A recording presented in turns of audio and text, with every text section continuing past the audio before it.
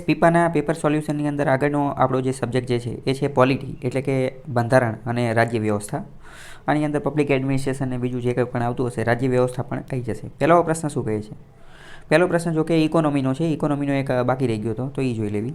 પ્રશ્ન પૂછે છે એ current account surplus implies a higher inflow of forex than outflow. એટલે કે કરંટ એકાઉન્ટ સરપ્લસ.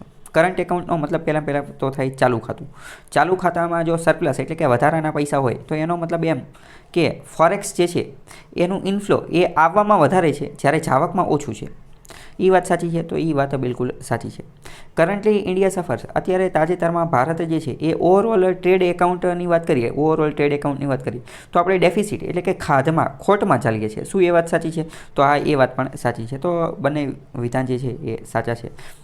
એક રીતે વાત કરીએ તો આપણે ટ્રેડ એકાઉન્ટની અંદર સર્વિસ સેક્ટરની અંદર જોઈએ ને, સર્વિસ સેક્ટરની અંદર તો ટ્રેડ એકાઉન્ટની અંદર ભારત કોની અંદર છે? સરપ્લસની અંદર છે, પ્લસમાં છે, પ્રોફિટમાં છે, મતલબ કે નફાની અંદર છે. જ્યારે આપણે ગુડ્સ વસ્તુઓની વાત કરીએ તો વસ્તુઓની અંદર જે છે એ આપણે નુકસાનીમાં છીએ, લોસમાં છીએ. કેમ? કારણ કે આપણે સૌથી વધુ ક્રૂડ ઓઇલ મંગાવવું પડે છે. તો ક્રૂડ ઓઇલ આપણે મંગાવીએ ને એટલે આપણો ઘણો બધો ખર્ચો જે છે એ એની અંદર જ થઈ જાય છે. ગયા વર્ષની વાત કરીએ 2021ની અંદર આપણે કેટલા રૂપિયાનું ક્રૂડ ઓઇલ મંગાવી લીધું હતું? તો લગભગ $120 બિલિયન તો આપણે જે છે ને એ ખાલી ક્રૂડ ઓઇલ મંગાવવા પાછળ જ જતા રહ્યા હતા. કાચું જે ક્રૂડ ઓઇલ મંગાવીએ ને એની પાછળ જ એટલા પૈસા જતા રહ્યા હતા. આલો ખાલી તમારે એક અંદાજ રાખવાનો. બાકી આ તો તમને હજી એટલું બધું સમજાણું નહીં હોય, પણ જો તમારે ડિટેલમાં સમજવું હોય, કારણ કે ભાઈ તાત્કાલિક સમજાઈ ન જાય, કારણ કે હજી મેં તમને કીધું નથી કે ચાલુ ખાતું એટલે શું, કરંટ એકાઉન્ટ એટલે શું, કેપિટલ એકાઉન્ટ એટલે શું, રેવન્યુ એકાઉન્ટ એટલે શું, પછી રેવન્યુ એક્સપેન્ડિચર એટલે શું. તો આ બધા શબ્દ જે છે એ તમારે સમજવા પડે. એની માટે તમારે આ મહેસૂલ રસીદ એટલે કે રેવન્યુ એક્સપેન્ડિચર ને કેપિટલ એક્સપેન્ડિચર ને કેપિટલ જે ઇન્કમ આવતી હોય એ બધું તમારે સમજવું પડે. એની માટે મેં એક વિડીયો બનાવેલો છે, એ તમે જોઈ લેજો, તમને બધી ખબર પડી જશે. એની લિંક પણ ક્યાંક મળી જશે ડિસ્ક્રિપ્શનમાં.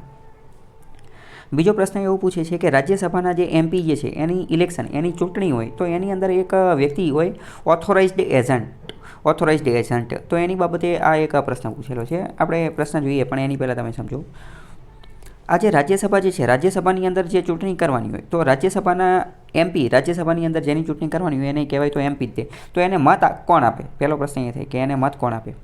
તો રાજ્યસભાના જ્યારે ચૂંટણી કરવાની હોય તો એને મત આપવાનું કાર્ય જે તે રાજ્યની જે વિધાનસભા જે છે ને એ કરે. રાજ્યની કોણ કરે? વિધાનસભા કરે. ફોર એક્ઝામ્પલ સમજો કે ગુજરાતની રાજ્યસભામાં કેટલી સીટ છે? તો ગુજરાતની રાજ્યસભામાં 11 સીટ છે. તો આ 11 લોકો જે છે, 11 લોકો, આ 11 લોકોને ચૂંટીને કોણ મોકલે? તો આ 11 લોકોને ચૂંટીને મોકલે ગુજરાત. પણ શું ગુજરાતના લોકો? તો કે ના, ગુજરાતના લોકો નહીં, પણ ગુજરાતના જે MLA જે છે ને એ. તો ગુજરાતના કઈ MLA કોણ? તો ગુજરાતના MLA જે ગુજરાતની વિધાનસભાની અંદર જે 182 જણા બેઠા છે ને એ 182 જણા ભેગા થઈ અને આ 11 જણાને ચૂંટીને મોકલે. ટૂંકમાં વાત કરીએ તો રાજ્યસભાના MPને જ્યારે ચૂંટવાના હોય તો રાજ્યસભાની ચૂંટણીની અંદર મત કોણ આપે? તો કે જે તે રાજ્યના MLA, જે તે રાજ્યના જે વિધાનસભાના જે ધારાસભ્ય હોય એ લોકો જે છે એ મત આપે. ઓકે, આવી જ રીતે રાજસ્થાનના હોય તો એ રાજસ્થાનના MLA જે છે એ મત આપે. આટલું તમને ખ્યાલ આવ્યો છે. હવે આની અંદર કેવું હોય, રાજ્યસભાની અંદર જે મતદાન થતું હોય તો આ જે છે ને એ ઓપન બેલેટ સિસ્ટમના માધ્યમથી થતું હોય. એટલે કે બેલેટ સિસ્ટમના માધ્યમથી મતદાન થતું હોય. અને આ બેલેટ સિસ્ટમ કેવી હોય તો કે ઓપન હોય, એટલે કે ખુલ્લી હોય. ગુપ્ત મતદાન ન થતું હોય. આમાં ગુપ્ત મતદાન થતું હોય નહીં. આમાં MLA જે છે ને એ કોને મત આપે છે એ એમને બતાવવાનું હોય. મતલબ કે ક્લોઝ ન હોય, સિક્રેટ ન હોય, ગુપ્ત ન રાખવાનું હોય, બતાવવાનું હોય. તો કે કોને બતાવવાનું હોય? તો કે એક વ્યક્તિને બતાવવાનું હોય અને એ વ્યક્તિનું નામ હોય ઓથોરાઇઝ્ડ એજન્ટ. તમને એવું લાગે કે મતદાન તો ગુપ્ત વસ્તુ છે, સિક્રેટ વસ્તુ છે, તો આમાં બતાવવાની શું જરૂર અને આવી જોગવાઈ રાખી શું લેવા? એની પાછળનું કારણ એ છે કે તમે સમજો કે આપણે જોયું કે ગુજરાતના રાજ્યસભાની અંદર આ 11 જણા છે. આ 11 જણાને ચૂંટવાનું કામ કોણ કરશે? તો આપણા 182 જે MLA જે છે એ કરશે. તો એવું બની શકે કે આ 182 જે છે આમાંથી કોણ હશે? આ 182ની અંદર કોંગ્રેસના લોકો પણ હશે, ભાજપના લોકો પણ હશે, આમ આદમી પાર્ટીના પણ હશે, બીજા અમુક જે છે એ અધર એટલે કે અપક્ષના લોકો હશે, બીજી નાની પાર્ટી અને ઘણા બધા લોકો હશે. હવે બધા લોકો પોતપોતાનો કેન્ડિડેટ, બધા લોકો પોતપોતાનો ઉમેદવાર જે છે એ રાખશે. હવે એવું બની શકે કે માની લો કે આ H નામનો વ્યક્તિ જે છે એ ભાજપનો કેન્ડિડેટ છે, પરંતુ તો મતલબ કે ભાજપવાળા કહી દેશે કે તમારે આ H નામના વ્યક્તિને મત આપવાનો છે. પરંતુ માની લો કે કોઈ કોંગ્રેસવાળો જે છે એને મત આપી દે તો આને કહેવાય ક્રોસ વોટિંગ. એટલે કે કોંગ્રેસવાળાને ઉપરથી કીધેલું હોય, એમને આ વ્હીપ ઇસ્યુ કરેલી હોય. વ્હીપ શું છે એની ઉપર એક અલગ વિડીયો છે, અને કહી દીધેલું હોય કે ભાઈ તમારે આને મત આપવાનો છે, પણ એને મત ન આપે, એને ક્રોસ વોટિંગ કરી અને બીજાને મત આપી દે તો આવા કેસની અંદર જે છે એ મતદાન જે છે ને એ રદ થાય, આનો મત જે છે ગણવામાં ન આવે. પણ આ બધું નક્કી કોણ કરે? એ આ ઓથોરાઇઝડ એજન્ટ કરે. તો પ્રશ્ન એ જ થાય કે કોને કોને મત આપ્યો છે એ ચેક કોણ કરે? તો કોને કોને મત આપ્યો છે, મતલબ કે ક્રોસ વોટિંગ થયું એ ખબર કેમ પડે? એટલે તો આ ઓપન બેલેટની સિસ્ટમ હોય એની માટે આ એક ઓથોરાઇઝડ એજન્ટ રાખેલો હોય. તમને સમજાણું હોય તો ઠીક છે, ન સમજાણું હોય તો ખાલી એટલું યાદ રાખો કે રાજ્યસભાના એમપીની ચૂંટણી માટે જે મતદાન કરવાનું હોય તો એમએલએ લોકો જે મત આપે, જે બેલેટ પેપરની અંદર મત આપે, તો આ બેલેટ પેપરની અંદર આ મત આપે આ સિક્રેટ ન હોય પરંતુ ઓપન હોય. આ ઓપન હોય મતલબ કે એમને કોઈને બતાવવાનું હોય. કોને બતાવવાનું હોય? તો કે ઓથોરાઇઝડ એજન્ટને બતાવવાનું હોય. આટલો ખ્યાલ આવ્યો છે. તો પહેલો પ્રશ્ન એ પૂછે છે કે આ ઓથોરાઇઝડ એજન્ટ કોણ બની શકે? ઓથોરાઇઝડ એજન્ટ જે છે એ એમએલએ પણ હોઈ શકે અને મિનિસ્ટર પણ હોઈ શકે. તો હા, બરાબર, સાચી વાત. ઇલેક્શન કમિશન ઓફ ઇન્ડિયા ચૂંટણી પંચે કીધેલું છે એ એમએલએ હોઈ શકે, મિનિસ્ટર હોઈ શકે, ગમે એ હોઈ શકે. એના કોઈ ધારા ધોરણો જે છે એ નક્કી કરેલા નથી કે કોને આ ઓથોરાઇઝડ એજન્ટ બનાવવાનો. આ ઓથોરાઇઝડ એજન્ટ જે છે ને એ દરેક પોલિટિકલ પાર્ટીનો પોતપોતાની રીતનો હોય. કોંગ્રેસવાળા હોય તો એમને પોતાનો આ ઓથોરાઇઝડ એજન્ટ રાખેલો હોય, બીજેપીવાળાએ પોતાનો રાખેલો હોય. હવે કોંગ્રેસના જેટલા પણ એમએલએ જે છે એ મત આપે તો એનું જે આ ચેક કરાવવાનું કામ એ આ કોંગ્રેસનો ઓથોરાઇઝડ એજન્ટ કરે અને બીજેપીવાળાનો એ કરે. ઓકે, બીજી વાત કરીએ કે એક ઓથોરાઇઝડ એજન્ટ જે છે એ એકારે બે પોલિટિકલ પાર્ટીને રિપ્રેઝન્ટ એનું પ્રતિનિધિત્વ ન કરી શકે.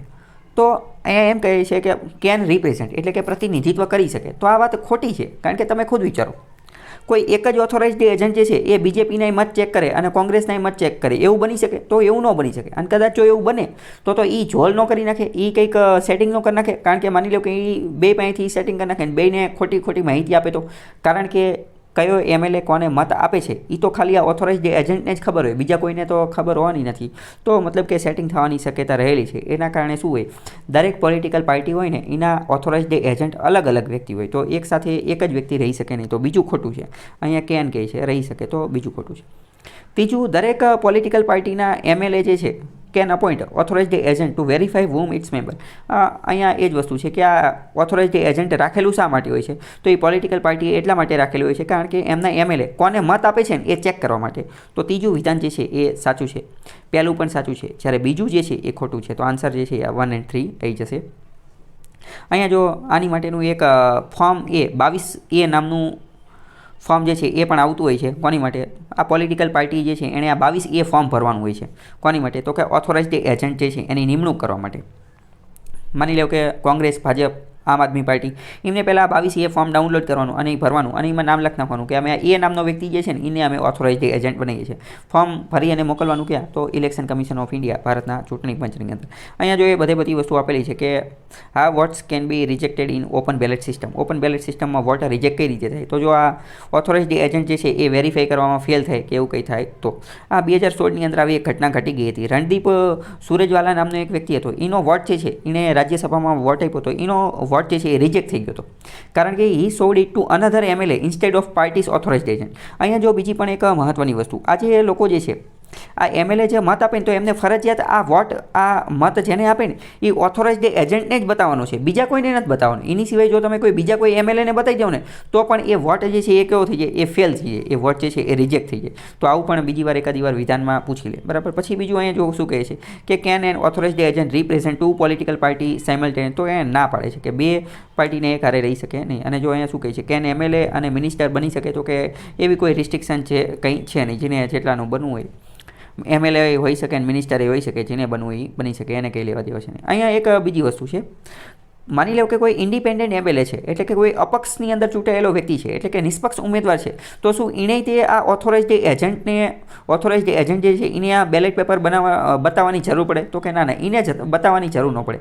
આ તમે ખાલી એટલું યાદ રાખો કે આજે ઓથોરાઇઝડ એજન્ટ જે છે એ રાખવામાં શા માટે આવે છે? એ રાખવાનું મુખ્ય કારણ છે એટલા માટે છે કે ક્રોસ વોટિંગ ન થાય. ક્રોસ વોટિંગ એટલે કે ભાજપવાળા જે છે એ કોંગ્રેસમાં વોટિંગ ન કરે, કોંગ્રેસવાળા ભાજપમાં ન કરે. હવે આજે ઇન્ડિપેન્ડન્ટ એમએલએ અપક્ષમાં રહેલો ઉમેદવાર જે છે એ તો એને મજા આવે અહીંયા વોટ કરે, તો એમાં તો ક્રોસ વોટિંગને કંઈ લેવા દેવા જ નથી. એટલે એને આ જે છે એ ઓથોરાઇઝડ એજન્ટ એની પાસે એને કોઈ મત બતાવવાની કોઈ જરૂર રહેતી નથી. આગળનો બીજો પ્રશ્ન પૂછેલો છે national commission four minority act. ભારતની અંદર એક રાષ્ટ્રીય લેવલનું કમિશન આવેલું છે. ભારતની અંદર ઘણા બધા કમિશન આવેલા છે. એક તો national commission for SC scheduled caste માટેનું, national commission for ST, national commission for backward class કે જેને આપણે ઓબીસી તરીકે ઓળખીએ છીએ. ઘણા બધા કમિશન આવેલું છે. નેશનલ કમિશન ફોર વિમેન મહિલાઓ માટેનું એક કમિશન આવેલું છે. લિંગ્વિસ્ટિક ભાષા માટેનું એક કમિશન આવેલું છે અને એની જેવું તે એક લઘુમતી માટેનું કમિશન આવેલું છે. આ બધા કમિશન ઉપરના અલગ અલગ વિડીયો જે છે એ બનેલા છે, એ આ ચેનલની અંદર હશે, અહીંયા ગોતજો એટલે તમને મળી જશે. તો આ કમિશન જે છે એની માટેનો એક્ટ 1992માં પસાર કરેલો હતો, તો વાત બિલકુલ સાચી છે. બીજું એમ કહે છે કે ભારત સરકાર દ્વારા જે છે એ પારસી અને જૈન લોકોને માઇનોરિટી લઘુમતી તરીકે ગણવામાં આવે છે, તો બરાબર એ વાત પણ સાચી છે. અને બીજું વિધાન એવું કહે છે કે રાજ્ય સરકાર જે છે એ પોતપોતાની અનુસાર જે છે એ માઇનોરિટીનું લિસ્ટ જે છે એ તૈયાર કરી શકે છે, તો એ વાત પણ સાચી છે. જેમ કે આપણે વાત કરીએ કે ગુજરાત જે છે, ગુજરાત એની આપણે પહેલાં વાત કરીએ કે ભારતની દ્રષ્ટિએ આખા ભારતની અંદર 6 જે છે એ માઇનોરિટી છે, 6 જેટલી લઘુમતીઓ જોવા મળે છે. જ્યારે અલગ અલગ રાજ્ય જે છે એ પોતાની રીતે માઇનોરિટી લઘુમતીનું નવું લિસ્ટ પણ બનાવી શકે છે. જેમ કે સમજો આપણે ગુજરાત છે, તો ગુજરાતની અંદર બહુમતી લોકો કોણ હશે, તો કે ગુજરાતી લોકો છે. પરંતુ ગુજરાતની અંદર જે મરાઠી બોલવાવાળા લોકો હશે, તો એ કેવા હશે, એ ઓટોમેટિક માઇનોરિટી એટલે કે લઘુમતી બની જશે. ગુજરાત સરકારની અંદર આપણે આ રૂપાણી જ્યારે સીએમ હતા ત્યારે એમને એવી પણ જાહેરાત કરેલી હતી કે યહૂદી ધર્મ પાળવાવાળા લોકો જે છે ને એને આપણે કેવું માઇનોરિટીનું ટેગ આપીએ છીએ. માઇનોરિટીનું મતલબ કે રાજ્ય સરકાર જે છે એ પણ પોતાની અનુસાર માઇનોરિટીનું ટેગ જે છે એ આપી શકે છે, પોતાનું લિસ્ટ જાતે બનાવી શકે છે. તો એક રીતે જોઈએ તો ત્રણેય વિધાન જે છે એ સાચા છે.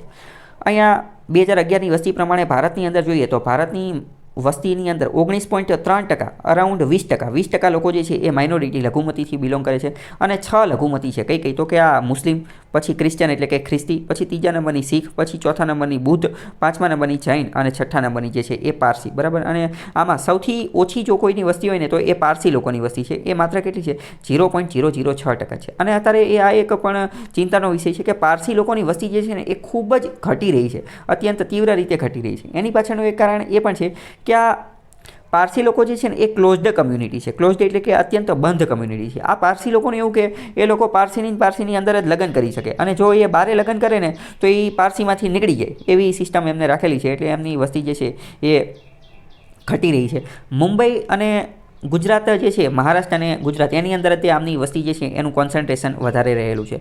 મુંબઈની અંદર એક જગ્યા આવેલી છે tower of silence. Tower of silence જે છે એ આ પારસી લોકોનું જે છે એક રીતે મૃત્યુ પછી જે દફનાવવામાં આવે, આ લોકો દફનાવતા નથી, એવું કંઈ નથી કરતા. આ શું કરે, મૃત્યુ પામી ગયા હોય ને એટલે એક આ ખિલ્લા જેવું હોય, અહીંયા બોડી જે છે એને મૂકી દે, અને અહીંયા જે છે એ પક્ષીઓ અને એ બધા આવી અને એને ખાઈ જાય. એને કહેવાય ટાવર ઓફ સાયલેન્સ. એ મુંબઈની અંદર આવેલું છે. પ્રશ્ન પૂછીએ ટાવર ઓફ સાયલેન્સ શું છે, તો પારસી લોકોનું આ જે મૃત્યુ પછી જે હોય ને એ જગ્યા છે. અને ક્યાં આવેલું છે, તો કે મુંબઈની અંદર. બીજી વાત કરીએ કે પારસી લોકો જે છે ને એ ભારતની અંદર એમનું જીડીપીમાં ઘણું યોગદાન છે. કેમ? કારણ કે પારસી લોકો જે છે એ કેવા હોય છે, તો કે બિઝનેસની અંદર આગળ પડતા હોય છે. આ રતન ટાટા ને એ બધા જે છે એ પારસી કમ્યુનિટીથી બિલોંગ કરે છે. આ ધવન અટક ધરાવતા બધા હોય એ બધા પારસીના તમે જોશો તો એ બહુ આગળ પડતા હોય છે બિઝનેસ કમ્યુનિટી એની અંદર. આ જે જૈન લોકો જે છે એ પણ બિઝનેસની અંદર આગળ હોય છે. મતલબ કે આ બધા છે માઇનોરિટી, પરંતુ બધા હોય છે પોતપોતાના ફિલ્ડની અંદર આગળ પડતા. જોકે મુસ્લિમ લોકો જે છે એ એટલા બધા ડોમિનેન્ટ હોતા નથી, એ કોઈ બિઝનેસની. બાકી આગળ જોઈએ, અહીંયા જોઈ શકો છો કે 1992ની અંદર આપણે આ જે છે એ કાયદો બનાવેલો હતો, national commission four minority act 1992. આપણે નહીં, પરંતુ સંસદે બનાવેલો હતો, લોકસભા અને રાજ્યસભાએ. આગળનો બીજો પ્રશ્ન શું કહે છે, કન્ટિન્જન્સી ફંડ ઓફ ઇન્ડિયા, ગુજરાતીમાં કહેવાય આકસ્મિક ભંડોળ અથવા આકસ્મિક નિધિ. આકસ્મિક નિધિની બાબતે 3 વિધાન આપેલા છે. પહેલું એવું કહે છે કે ભારતના બંધારણના અનુચ્છેદ 266 સંદર્ભમાં આની વાત કરેલી છે, આકસ્મિક નિધિની વાત ત્યાં કરેલી છે. તો પહેલી વાત બિલકુલ સાચી છે. બીજું એવું કહે છે કે આ જે આકસ્મિક નિધિ જે છે ને એના 10% પૈસા જે છે એ ડિપાર્ટમેન્ટ ઓફ એક્સપેન્ડિચર, આ જે ખર્ચ વિભાગ જે છે, ખર્ચ વિભાગ એના જે સેક્રેટરી, એના સચિવ હોય ને એની પાસે રાખવાના હોય. અને ત્રીજા નંબરનું એવું કહે છે કે 2022-23 માટે આ જે કન્ટિન્જન્સી ફંડની રકમ જે છે ને એ 30,000 રૂપિયા કરી નાખવામાં આવેલી છે. આમાં તમને જો એક વસ્તુ ખબર હોય તો તમને ખબર પડી જાય. મેં ઘણી બધી વાર વિડીયોમાં કીધેલું છે કે કન્ટિન્જન્સી ફંડ, આ જે છે કન્ટિન્જન્સી ફંડ એટલે કે આ જે શું કહેવાય આકસ્મિક ભંડોળ, એની અંદર કુલ કેટલા રૂપિયા હોય, તો કે એની અંદર 500 કરોડ રૂપિયા હોય. કેટલા? 500 કરોડ. પહેલાં આ રકમ જે છે ને એ 5 કરોડ હતી, પરંતુ થોડા સમય પહેલાં આને વધારી અને કેટલી કરી નાખી, 500 કરોડ કરી નાખી. તો મતલબ કે આની અંદર કેટલી 500 કરોડની રકમ હોય. અહીં ત્રીજામાં એમ કહે છે 30,000 કરોડ હોય. ત્રીજું તમે એલિમિનેટ કરો એટલે તમે તાત્કાલિક જે છે જવાબ સુધી પહોંચી જાઓ. ખાલી પહેલું જે છે એ સાચું છે. આ 10% આની કોઈ પણ રાખવાના હોય નહીં, એવું કંઈ હોય નહીં. આ કન્ટિન્જન્સી ફંડ જે છે એના બોસ એક માત્ર કોણ હોય છે, તો કે પ્રેસિડેન્ટ એટલે કે રાષ્ટ્રપતિ. આ બધી વસ્તુ શું છે એ તમે સમજો. શું કે સરકારને આપણે ચૂંટીને મોકલેલી છે, તો સરકારે અલગ અલગ પ્રકારના કામ ધંધા કરવાના હોય. કયા કયા કામ કરવાના હોય? તો કે વેલફેર, લોકોના કલ્યાણ માટે અલગ અલગ સ્કીમ, યોજના એવું બધું લાવવાનું હોય, અથવા તો અમુક ઇન્ફ્રાસ્ટ્રક્ચર બનાવવાનું હોય, હોસ્પિટલ બનાવવાની, સ્કૂલ બનાવવાની, જે તે અલગ અલગ કામ કરવાનું હોય. આ બધું કામ કરવા માટે એમને રૂપિયા, પૈસા, રોકડાની જરૂર પડે. આ પૈસા એમની પાસે આવે ક્યાંથી? તો લોકો પાસેથી ટેક્સના ની બધાના અલગ અલગ જગ્યાએથી પૈસા આવતા હોય. તો આ બધા સરકાર પાસે જેટલા પણ પૈસા આવે, એ બધા પૈસા જે છે એ 3 ખાતામાં જાય. આ 3માંથી એકાદા ખાતામાં જાય. એક કયું છે? તો કે એક છે સંચિત નિધિ. સંચિત નિધિને ઇંગ્લિશમાં કહેવાય કોન્સોલિડેટેડ ફંડ ઓફ ઇન્ડિયા. બીજું એ છે આ આકસ્મિક નિધિ, જેને કહેવાય કોન્ટિન્જન્સી ફંડ. અને ત્રીજા નંબરનું છે પબ્લિક ફંડ, કે જેને આપણે જાહેર નિધિ કે એવું બધું કહી શકો. આ જે સંચિત નિધિ જે છે ને એ સૌથી મોટો તિજોરી અથવા તો સૌથી વધુ પૈસા જે છે ને એ આ કોન્સોલિડેટેડ ફંડ એની અંદર હોય. કારણ કે ઓલમોસ્ટ બધા જ પૈસા, ઇન્કમ ટેક્સના પૈસા, ઓલાન પેલાન ફાળાન ઢીકણાન બધા પૈસા જે છે ને એ આની અંદર જ જાય, કોન્સોલિડેટેડ ફંડની અંદર જ છે. આકસ્મિક નિધિમાં કોઈ પૈસા જાય એવું કંઈ હોય નહીં, કારણ કે આની અંદર ખાલી 500 કરોડ રૂપિયા રાખવાનો હોય, બીજી વાત પૂરી. આકસ્મિક નિધિમાં શું 500 કરોડ રાખી દેવાય એટલે વાત પૂરી. આ પબ્લિક ફંડની અંદર શું હોય? તો પબ્લિક ફંડની અંદર પબ્લિકના પૈસા હોય, લોકોએ બેંકમાં જે પૈસા ડિપોઝિટ કરાવેલા હોય, લોકોએ પોસ્ટ ઓફિસની અંદર જે ડિપોઝિટ કરાવેલા હોય, કિસાન વિકાસ પત્રની અંદર જે પૈસા જે છે, એટલે કે લોકોએ અલગ અલગ સરકારી યોજનાની અંદર જે પૈસા રોકેલા હોય એ આ પબ્લિક ફંડની અંદર હોય. બાકી બધા પૈસા જે છે સંચિત નિધિ એટલે કે જે કોન્સોલિડેટેડ ફંડ હોય એની અંદર હોય. પ્રશ્ન એ પણ પૂછે કે સૌથી વધુ પૈસા કોની અંદર હોય? તો આ સંચિત નિધિમાં. તો આટલું તમને અંદાજ આવી ગયો છે. આ બધાના આર્ટિકલ ને એ બધું શું છે એ પણ જોઈએ. જો અહીંયા આ બધું લખેલું છે, કોન્સોલિડેટેડ ફંડ, સંચિત નિધિ, આ આકસ્મિક નિધિ અને આ જે છે પબ્લિક ફંડ, એ શું હોય એ બધું અહીંયા નીચે લખેલું છે. એકવાર પોઝ કરી અને જોઈ લેજો. અહીંયા જો તમે જોઈ શકો છો 2005ની અંદર શું હતું? 2005ની અંદર આની રકમ ખાલી 5 કરોડ રૂપિયા જ હતી. કોની? કન્ટિન્જન્સી ફંડ, આકસ્મિક નિધિ. એ વધારી અને 500 કરોડ જે છે એ કરી નાખી. રાજ્યની અંદર અહીંથી આ જ પ્રકારની વસ્તુ જે છે એ હોઈ શકે છે. રાજ્ય પણ આની અંદર વાપરી શકે. હવે જો અહીંયા બીજું સમજો, થોડી વાત સમજીએ. આપણે જોયું કે સરકારને કામ કરવા માટે પૈસા જોતો હોય, તો એ પૈસા આ 3 અલગ અલગ તિજોરીમાં રાખેલા હોય. આ 3માંથી ગમે એ તિજોરી ખોલી અને લઈ લે. ગમે એ તિજોરી ખોલીને તો ન લઈ શકે. માત્ર અને માત્ર એ આ કોન્સોલિડેટેડ ફંડ એટલે કે આ જે સંચિત નિધિ જે છે ને આમાંથી જ તે પૈસા લઈ શકે, કારણ કે આમાં તો સૌથી વધુ પૈસા હોય છે. પરંતુ અહીંયા એક વસ્તુ છે, આ સંચિત નિધિમાંથી એને જો પૈસા લેવા હોય ને તો એને પાર્લામેન્ટ એટલે કે સંસદના અપ્રુવલની જરૂર પડે, સંસદમાંથી મંજૂરી લેવી પડે. માની લો કે આ કોન્સોલિડેટેડ ફંડ જે છે એમાંથી આપણે 100 કરોડ રૂપિયા કાઢવા છે. 100 કરોડ રૂપિયા અત્યારે આપણે આ ગતિશક્તિ યોજના ચાલે છે અથવા તો આ માસ્ટર પ્લાન ને એવું બધું ચાલે છે, એ કદાચ આઈ થિંક 100 કરોડ રૂપિયાનો છે. તો માની લો કે 100 કરોડનો ખર્ચો કરવો છે, તો 100 કરોડ આ સંચિત નિધિમાંથી કાઢવા પડે. તો આ માટેનો ખરડો જે છે ને એ સંસદમાં પસાર કરવો પડે. લોકસભા, રાજ્યસભા બંને જ્યારે એને પસાર કરે, બંને ગૃહમાંથી એ પસાર થઈ જાય પછી જ આમાંથી પૈસા ઉપડે. એની સિવાય આ તિજોરીમાંથી પૈસા ઉપડે નહીં. તો ઓકે, બરાબર. તો આ તો વાત થઈ ગઈ. પરંતુ માની લો કે કોઈ એવી વસ્તુ છે કે ઇમરજન્સીમાં પૈસાની જરૂર પડી ગઈ અને સંસદ જે છે એ તો સત્રમાં જ નથી.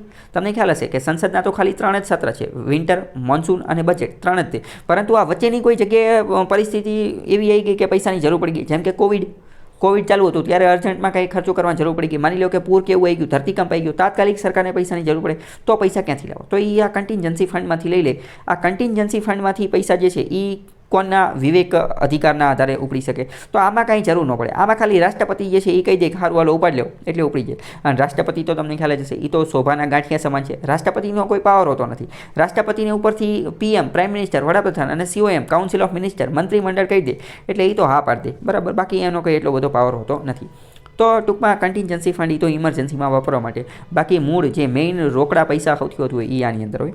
આ પબ્લિક એકાઉન્ટનો એટલો બધો કોઈ ઉપયોગ હોતો નથી. જો અહીંયા એ બધું વસ્તુ લખેલી હશે. આર્ટિકલ જોઈ લઈએ. પબ્લિક એકાઉન્ટ એ 266ની અંદર, કોન્સોલિડેટેડ ફંડ સંચિત નિધિ પણ 266ની અંદર.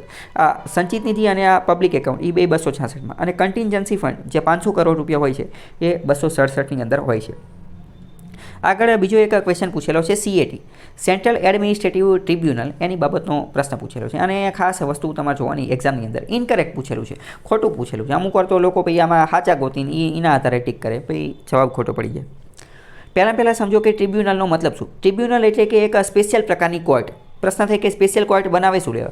સ્પેશિયલ કોર્ટ બનાવે એટલા માટે કે કેસ જે છે એ ઝડપથી સમાધાન થઈ શકે, અને બીજું કે કેસ સોલ્વ કરવાવાળા જજ જે છે એ પણ સ્પેશિયલ મળી જાય. માની લો કે એક જજ જે છે એની પાસે ચોરીનો જ કેસ આવે, એની પાસે પછી આ જમીનના કેસ આવે, એની જ પાસે પછી રેપના નીના કેસ આવે, એની પાસે મર્ડરના નીના કેસ આવે, તો લોચા પડી જાય.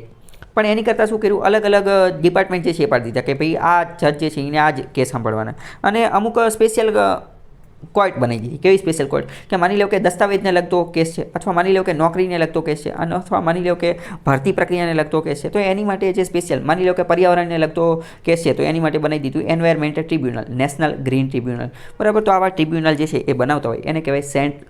તો આવા અલગ અલગ ટ્રિબ્યુનલ બનતા હોય. તો ભારતની અંદર આવા ટ્રિબ્યુનલ જે છે ને એ બે પ્રકારના છે, બે પ્રકારના. બંધારણની અંદર આની જોગવાઈ આપવામાં આવેલી છે, એક તો 323A ની અંદર અને એક તો 323B ની અંદર. 323B ની અંદર 323A ની અંદર જે ટ્રિબ્યુનલ આપેલા છે એ આ એડમિનિસ્ટ્રેટિવ ટ્રિબ્યુનલ છે. એડમિનિસ્ટ્રેટિવ એટલે કે વહીવટી પ્રકારના ટ્રિબ્યુનલ. વહીવટી એટલે કે કેન્દ્ર સરકારના અથવા રાજ્ય સરકારના વહીવટની અંદર કોઈ પણ વાંધો હોય, વહીવટની અંદર એટલે કે ભરતી પ્રક્રિયા, ઓફિસર, કર્મચારીઓ, ક્લર્ક, આ બધા જે છે સરકારી નોકરી કરવાવાળા લોકો એમને કંઈક વાંધો પડ્યો હોય, એમની ભરતી પ્રક્રિયાની અંદર વાંધો પડ્યો હોય, એમને ટેન્ડર ને આ બધાની અંદર કંઈક વાંધો પડી ગયો હોય, ટૂંકમાં એડમિનિસ્ટ્રેશન વહીવટની અંદર કંઈ પણ વાંધો પડી ગયો હોય, તો એની માટે એમને આ ટ્રિબ્યુનલની અંદર જવાનું. આઈએસ ઓફિસર અને આઈપીએસ ઓફિસર એમને કંઈ વાંધો પડ્યો હોય, અથવા રેલવેના કર્મચારીઓ હોય, પોસ્ટના કર્મચારીઓ હોય, કેન્દ્ર સરકારના કર્મચારીઓ હોય, તો એ બધાની માટે આ 323A છે. અથવા એડમિનિસ્ટ્રેટિવ ટ્રિબ્યુનલ એની સિવાયના બીજા કોઈ પણ ટ્રિબ્યુનલ હોય, એ પછી એન્વાયરમેન્ટ પર્યાવરણ માટેના ટ્રિબ્યુનલ હોઈ શકે, પોલ્યુશન માટેના ટ્રિબ્યુનલ હોઈ શકે. તો એ બધા કયા? તો કે આ 323B ની અંદર આપેલા છે. 323A અને B આ બંને તમારે યાદ રાખવાનું, બંને ટ્રિબ્યુનલ માટેના છે. બીજી વાત કરીએ કે આ બંને ટ્રિબ્યુનલ શું મૂળ બંધારણમાં હતા? તો કે ના, મૂળ બંધારણમાં નહોતા. 42મો બંધારણીય સુધારો કર્યો ત્યારથી આ બંનેને જે છે એ બંધારણની અંદર એડ કરેલા છે, એની પહેલાં હતા નહીં. હવે આપણે પ્રશ્નની અંદર ઘૂસીએ તો પહેલું એવું કહે છે CAT. CAT એટલે તમે સમજી ગયા છો કયો છે? 323A ની વાત કરે છે. 323A ની વાત કરે છે. તો 323A એ એડજ્યુડિકેટ કરે છે. એડજ્યુડિકેટને ગુજરાતીમાં શું કહે? એડજ્યુડિકેટને મતલબ કે ન્યાયિક પ્રક્રિયા કરવી. ન્યાયિક પ્રક્રિયા કરી અને ડિસ્પ્યુટ એટલે કે વિવાદ સુલઝાવે છે. કોની વચ્ચે? કેન્દ્ર સરકાર અને એના કર્મચારીઓની વચ્ચે વિવાદ સુલઝાવવાનું કામ કરે છે. તો પહેલું વાત બિલકુલ સાચી છે. તમને પહેલાં તો કીધું આ એડમિનિસ્ટ્રેટિવ ટ્રિબ્યુનલ છે. કેન્દ્ર સરકારના જે કર્મચારીઓ હોય એને કંઈ વાંધો પડ્યો હોય, પગારને લગતો, પેન્શનને લગતો, રજાને લગતો, એમને જે નોકરીના જે નિયમો હોય અથવા તો એમના સિવિલ સર્વિસીસ કન્ડક્ટ રૂલ હોય, એ કોઈ પણને લગતો વાંધો પડ્યો હોય તો એ અહીંયા જે છે એ જઈ શકે છે. સિનિયર આરે કંઈ વાંધો પડ્યો હોય, કરપ્શનનો કેસ હોય, એ બધું અહીંયા જે છે એ સમાધાન થાય. તો પહેલું સાચું છે. બીજું એમ કહે છે કે ઓરિજિનલ કોન્સ્ટિટ્યુશન ઓફ 1950 એની અંદર આ ટ્રિબ્યુનલ જે છે એનું કોઈ પ્રોવિઝન હતું નહીં, આના કોઈ જોગવાઈ હતી નહીં. તો એ વાત સાચી છે. મેં તમને કીધું 42માં બંધારણીય સુધારામાં આની જોગવાઈ કરવામાં આવેલી છે. તો પહેલાં બે સાચા છે. ત્રીજા નંબરનું એવું કહે છે કે આ ટ્રિબ્યુનલ દ્વારા કોઈ પણ ચુકાદો આપવામાં આવે તો એ ચુકાદાને જે છે એ માત્ર સુપ્રીમ કોર્ટમાં જ તે જે છે એ ચેલેન્જ કરી શકાય છે. તો આ વાત ખોટી છે. અહીંયા તમે એક વસ્તુ યાદ રાખો, કોઈ પણ ટ્રિબ્યુનલ હોય, કોઈ પણ ટ્રિબ્યુનલ દ્વારા ચુકાદો આપવામાં આવે તો એ ચુકાદાને હાઈકોર્ટની અંદર જે છે એ પડકારી શકાય. કોઈ પણ ટ્રિબ્યુનલ જે છે ટ્રિબ્યુનલને ડાયરેક્ટ ક્યાં પડકારી શકાય? હાઈકોર્ટમાં. અને હાઈકોર્ટ ચુકાદો આપે ને એની પછી સુપ્રીમ કોર્ટમાં જઈએ, કંઈ ડાયરેક્ટ કંઈ સુપ્રીમ કોર્ટમાં પહોંચી ન જવાય. એટલે કે ટ્રિબ્યુનલ એક સ્પેશિયલ કોર્ટ છે, પણ ટ્રિબ્યુનલ કંઈ હાઈકોર્ટ કરતાં મોટું નથી થઈ ગયું. ટ્રિબ્યુનલ જે છે એ કંઈ હાઈકોર્ટ કરતાં પણ મોટું થઈ ગયું નથી. એટલે ટ્રિબ્યુનલના કોઈ પણ ટ્રિબ્યુનલ હોય, એ પછી NGT હોય કે પછી આ કંપની માટેનું કંપની ટ્રિબ્યુનલ હોય, એ કોઈ પણ હોય, એને ચુકાદાને હાઈકોર્ટમાં પડકારી શકાય. અને પછી તો ત્રીજા નંબરનું જે છે એ ખોટું છે. આ બધી વસ્તુ તમે જોઈ શકો છો. આ એક અમે સ્પેશિયલ વિડીયો બનાવેલો છે M લક્ષ્મીકાંતની અંદર 35મા નંબરનું ચેપ્ટર ડેડિકેટેડ આની અંદર આપેલું છે. ટ્રિબ્યુનલનો જન્મ કેવો થયો ને એ બધું, ચંદ્રકુમાર કેસ, બધા કેસ ત્યાં આની સાથે લગતા જે છે એ સમજાવેલા છે. વિડીયો સાલો પહેલાં બનાવી દીધેલો છે. તમને સારું લાગે તો જોઈ લેજો. અહીં જો તમે જોઈ શકો છો 42મો સુધારો 1976ની અંદર થયો ત્યારે બંને આર્ટિકલ જે છે એડ કરવામાં આવ્યા હતા. તો 323A એ એડમિનિસ્ટ્રેશન ટ્રિબ્યુનલ અને 323B એ બીજા ટ્રિબ્યુનલની વાત કરે છે. તો પ્રશ્ન થાય કે આ 323 આર્ટિકલ જે છે એ કોની સાથે જોડાયેલો છે? તો 323 નામનો આર્ટિકલ જે છે ને એ પબ્લિક સર્વિસ કમિશન સાથે જોડાયેલો છે. પબ્લિક સર્વિસ કમિશન એટલે આપણે આજે GPSC જે છે ને, ગુજરાત પબ્લિક સર્વિસ કમિશન, આ એની વાત કરે છે. આ UPSC જે છે ને એટલે કે union public service commission. Union public service commission એનો મતલબ શું થાય કે સંઘ લોક સેવા આયોગ. અને GPSC જેવું બીજું એની અંદર નામ લખેલું છે SPSC એટલે કે સ્ટેટ પબ્લિક સર્વિસ કમિશન એટલે કે રાજ્ય સેવા આયોગ.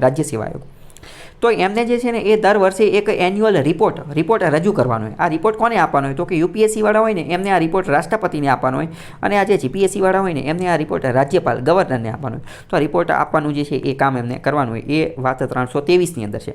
તો ત્રણેય આર્ટિકલ મેં તમને કહી દીધા, 323A અને 323B.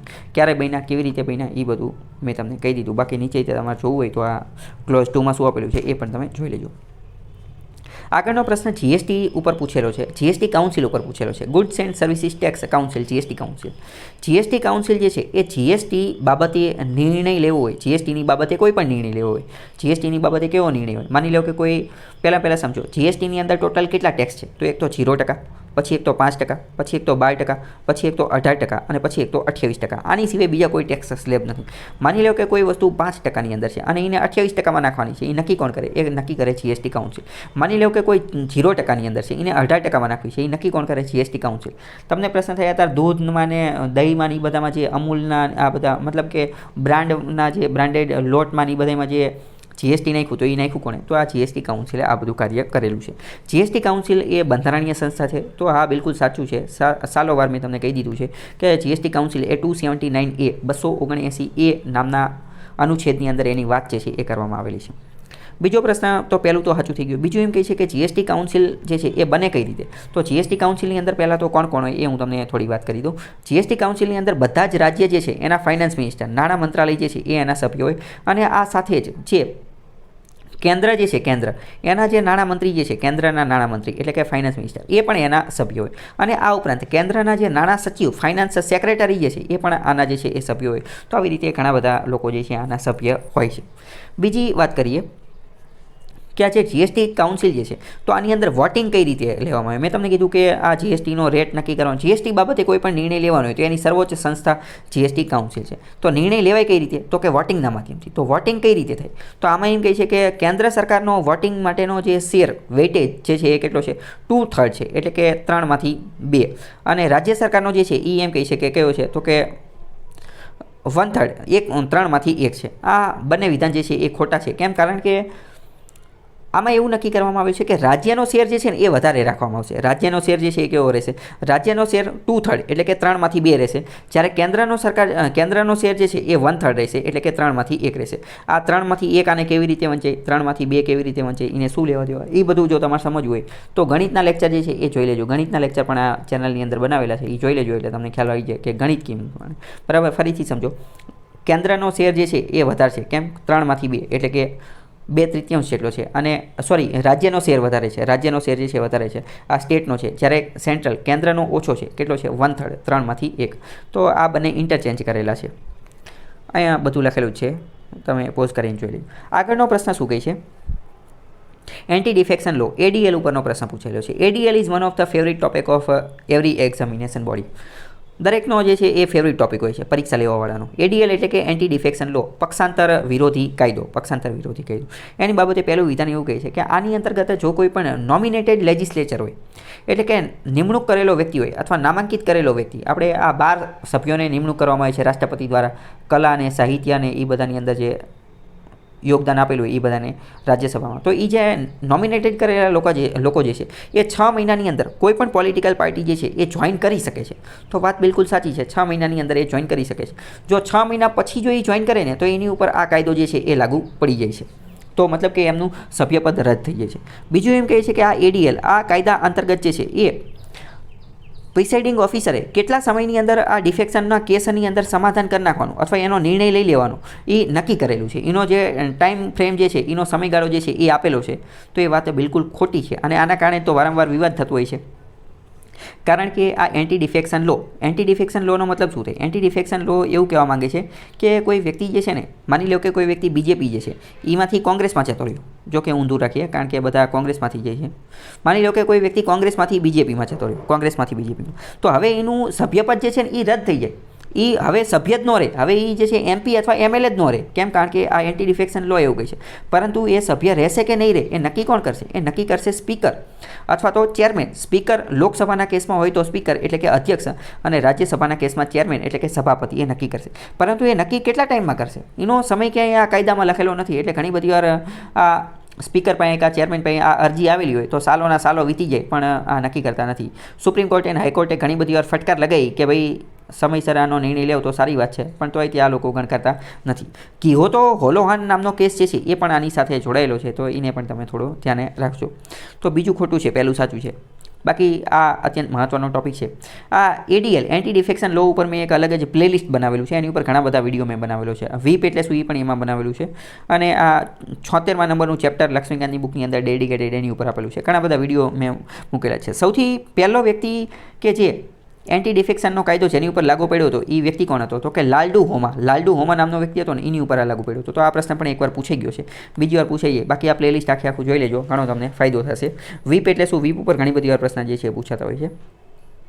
આગળનો પ્રશ્ન શેની વાત કરે છે? નાગરિકતા વિશેની વાત કરે છે. શું વાત કરે છે કે એક ભારતનો નાગરિક છે, એ 2022ની અંદર પોતાની નાગરિકતા જે છે એ ત્યાગ કરી દે છે, રિનન્સિએશન ત્યાગ કરી દે છે, અને એનો પુત્ર જે છે એ 14 વર્ષનો છે, 14 વર્ષનો, અને સાથે સાથે subsequently his declaration of renunciation was successfully registered. એટલે કે જે ભારતનો નાગરિક જે છે એ પોતાની નાગરિકતાનો ત્યાગ કરી દે છે, અને એને નાગરિકતાનો ત્યાગ કરી દે, એને સ્વીકૃતિ પણ મળી જાય છે. તો એના પુત્રની ઉપર જે છે એ શું અસર થાય?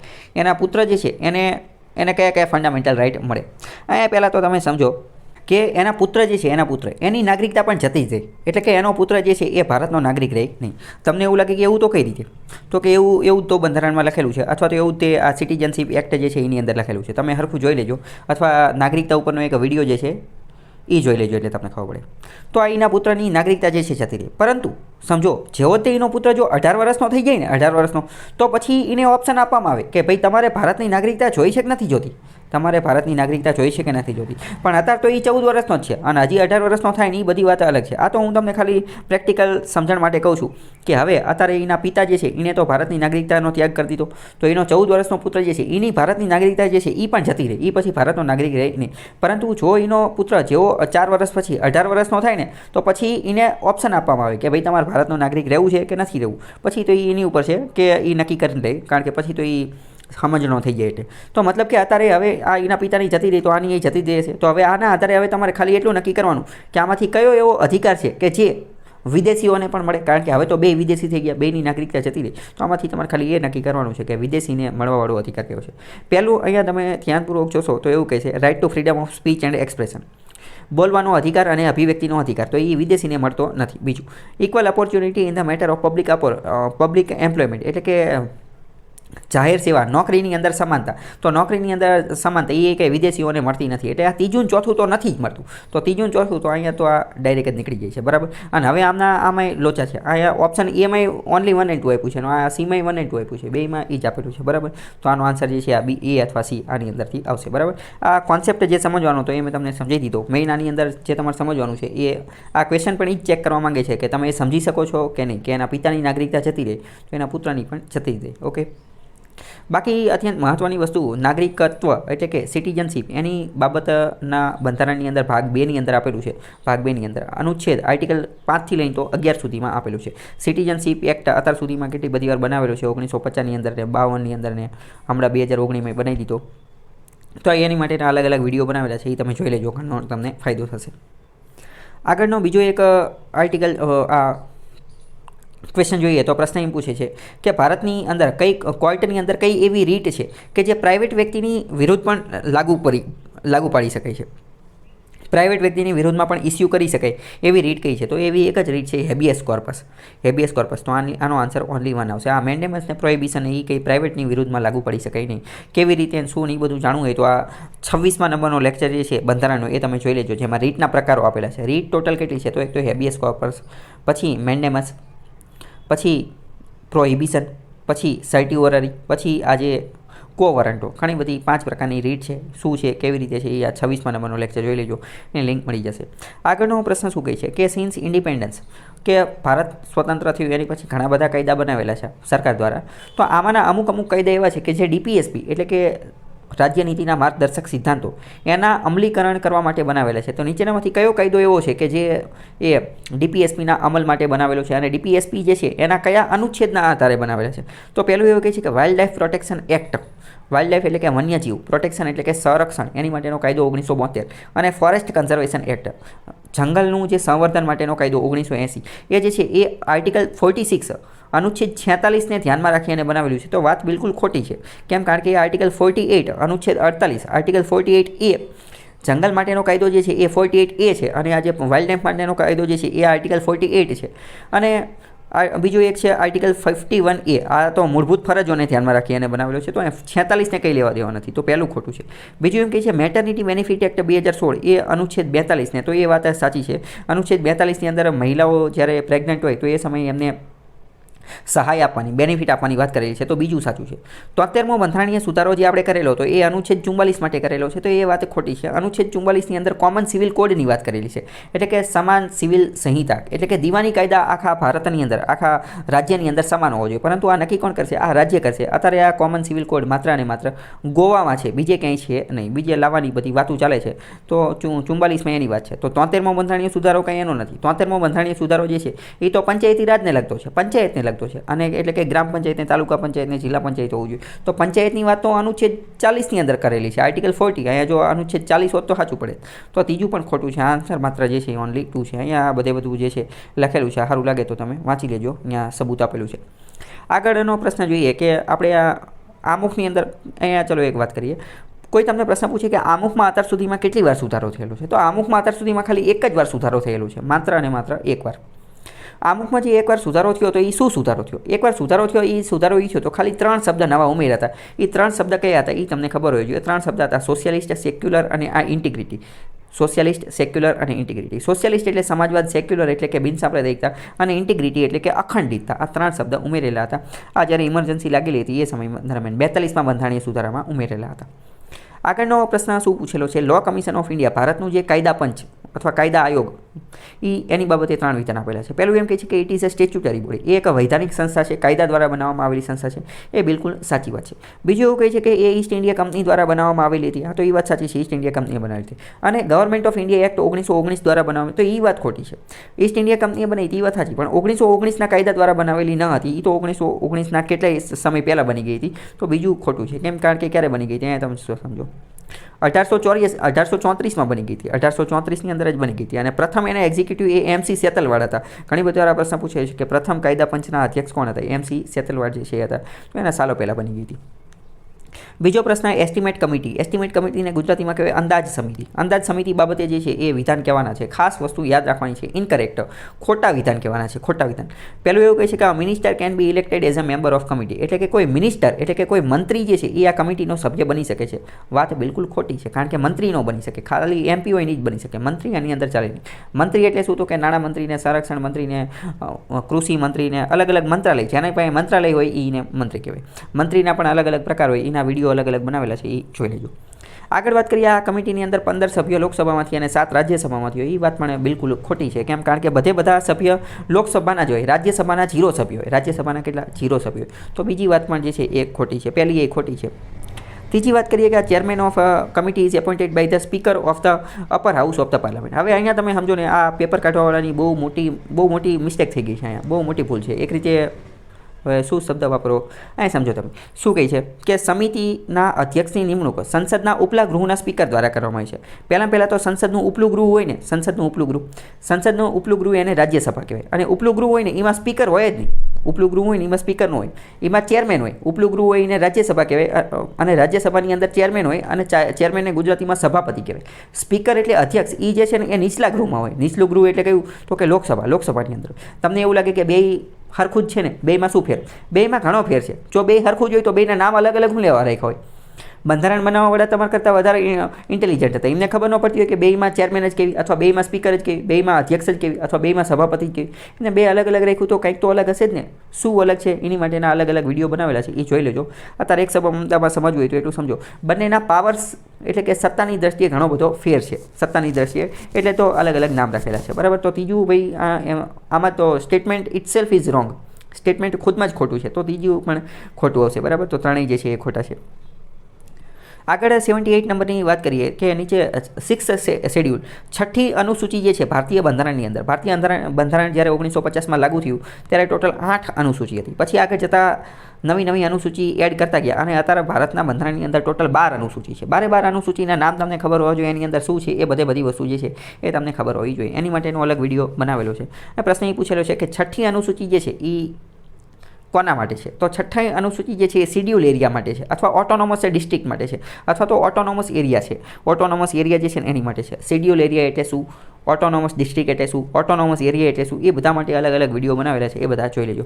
એમાંથી કયા કયા રાજ્ય જે છે એ તમને ખબર હોવી જોઈએ. તો કે એ ચારે રાજ્ય જે છે એ તમને ખબર હોવી જોઈએ. પરંતુ હવે જે આ વિડીયો આ ચેનલમાં શીખેલા છે, અથવા તો મારી પાસે જે ભણેલા છે, એ બધાને ખબર હશે કે ભાઈ આ 4 રાજ્ય નહીં, એની કરતાં એડવાન્સ લેવલનું મેં ચલાવી દીધેલું છે. 4 રાજ્ય છે અને એની અંદર 10 જિલ્લા છે, એ પણ મેં ચલાવી દીધેલું છે. કે ટોટલ મેઘાલયની અંદર ટોટલ 3 ઓટોનોમસ ડિસ્ટ્રિક્ટ કાઉન્સિલ છે. ગારો ખાસિયાને છે ત્યાં. મિઝોરમની અંદર પણ ટોટલ જે છે એ 3 આવી જે છે એ ઓટોનોમસ ડિસ્ટ્રિક્ટ કાઉન્સિલ છે. એક તો ચકમા, લાય અને મારા. ત્રિપુરાની અંદર જે છે એ એક જ છે, ત્રિપુરા ટ્રાઇબલ. અને આસામની અંદર જે છે એ ધીમા, કરબી અને બોડોલેન્ડ. એટલે કે ટોટલ આ 3 અને આ 3 6 અને આ 3 9 અને 1 10, ટોટલ 4 રાજ્ય છે અને 10 જિલ્લા છે. એ પણ મેં ડિટેલમાં ઘણી બધી વાર જે છે એ સમજાવેલું છે. તો જવાબ જે છે એ એવી રીતનો આવશે: મેઘાલય, મિઝોરમ, ત્રિપુરા અને આસામ. આગળનો પ્રશ્ન શું પૂછેલો છે? આગળનો પ્રશ્ન જે છે એ આ ઇલેક્ટોરલ બોન્ડ ઉપર પૂછેલો છે કે ઇલેક્ટોરલ બોન્ડ આ ઇન્ટરેસ્ટ ફ્રી બેરિયર ઇન્સ્ટ્રુમેન્ટ છે. તો હા, એ બિલકુલ સાચી વાત છે. તે can be purchased from any public sector bank. કોઈ પણ સરકારી બેંકમાંથી ખરીદી શકાય. આ વાત બિલકુલ ખોટી છે, કારણ કે ખાલી SBI સ્ટેટ બેંક ઓફ ઇન્ડિયામાંથી જ ખરીદી શકાય, બીજે ક્યાંયથી ખરીદી શકાય નહીં. આમાં શું પૂછેલું છે? ફાઇન્ડ કરેક્ટ પૂછેલું છે. તો પહેલું સાચું છે, બીજું ખોટું છે. પહેલું સાચું છે અને બીજું ખોટું કરો. 50-50 પહોંચો. તો આમ રીતે જવાબ તો આવી ગયો, કારણ કે આમાં તો એક આપેલું નથી. જોકે ત્રીજું તે સાચું છે, એની રેસિડેન્ટ કોઈ પણ જે છે એ ખરીદી શકે છે. ઓનલી પોલિટિકલ ચોથું જે છે એ સાચું છે. એટલે આમાં હવે જવાબ શું આવે એ તો આગળ જોવું પડશે, આવડા આન્સર કીમાં શું રાખે. બાકી આ ઇલેક્ટોરલ બોન્ડ સ્કીમ શું છે એ ડિટેલમાં ઘણી બધી વાર સમજાવેલું છે. જોકે એ યુટ્યુબમાં એનો લેક્ચર નહીં હોય, એ પેઇડ લેક્ચરની અંદર સમજાવેલું છે, કારણ કે આની અંદર પછી ઘણી બધી કોન્ટ્રોવર્સીને એવું બધું થઈ જાય. એટલે આગળનો બીજો ક્વેશ્ચન જોઈએ કે 24મો બંધારણીય સુધારા અંતર્ગત એવું નક્કી કરવામાં આવ્યું કે રાષ્ટ્રપતિ પાસે જ્યારે બંધારણીય સુધારા માટેનું કોઈ વિધેયક આવશે તો એણે ફરજિયાત એને હા જ પાડવી પડશે. એટલે કે ફરજિયાત એને મંજૂરી આપવી જ પડશે. એ વાત સાચી છે? તો કે હા, એ વાત સાચી છે. તો આ 24મું પહેલું સાચું છે. બીજા નંબરનું વિધાન એવું કહે છે કે કોન્સ્ટિટ્યુશન અમેન્ડમેન્ટ બિલ એટલે કે બંધારણીય સુધારા માટેનો જે ખરડો જે છે એ મિનિસ્ટર પણ રજૂ કરી શકે છે અને પ્રાઇવેટ મેમ્બર પણ રજૂ કરી શકે છે. તો એ વાત પણ બિલકુલ સાચી છે. પ્રાઇવેટ મેમ્બર એટલે શું, મિનિસ્ટર એટલે શું, એ બધું ડિટેલમાં સમજાવેલું છે. પબ્લિક મેમ્બર એટલે શું એ પણ સમજાવેલું છે. ગવર્મેન્ટ મેમ્બર એટલે શું એ સમજાવેલું છે. એ વિડીયોમાં જોઈ લેજો. તો બીજી વાત સાચી છે, એ ગમે એ રજૂ કરી શકે. ત્રીજું એવું કહે છે કે બંધારણની અંદર એવી જોગવાઈ છે કે જો બંધારણીય સુધારા માટેનું બિલ જે છે એ પાસ ન થાય ને તો જોઈન્ટ સિટિંગનું આયોજન કરવાનું. એ વાત ખોટી. કારણ કે જોઈન્ટ સિટિંગ, સંયુક્ત બેઠક જે છે એ માત્ર અને માત્ર સામાન્ય ખરડા માટે જ લાવી શકાય, બીજા એકેય માટે લાવી શકાય નહીં. બંધારણીય સુધારા માટેના બિલ માટે એ લાવી શકાય નહીં. તો ત્રીજું જે છે એ ખોટું છે, બીજું સાચું છે અને પહેલું શું કીધું હતું, પહેલું જે છે એ પણ સાચું છે. તો આન્સર 1 અને 2 આવશે. તો એવી રીતે જવાબ બનશે. બાકી બીજા અત્યાર સુધીમાં જેટલી વાત કરી એ બધા વિડીયોની લિંક તમને ડિસ્ક્રિપ્શનમાં મળી જશે. તો આની PDF જે છે એ તમને ટેલિગ્રામ ચેનલની અંદર મળી જશે. તો આજ માટે આટલું રાખીએ. બાકી કાલે મુલાકાત થશે. ત્યાં સુધી જોડાયેલા રહો સ્ટડી ટેલર ધ હાર્દિક સાથે.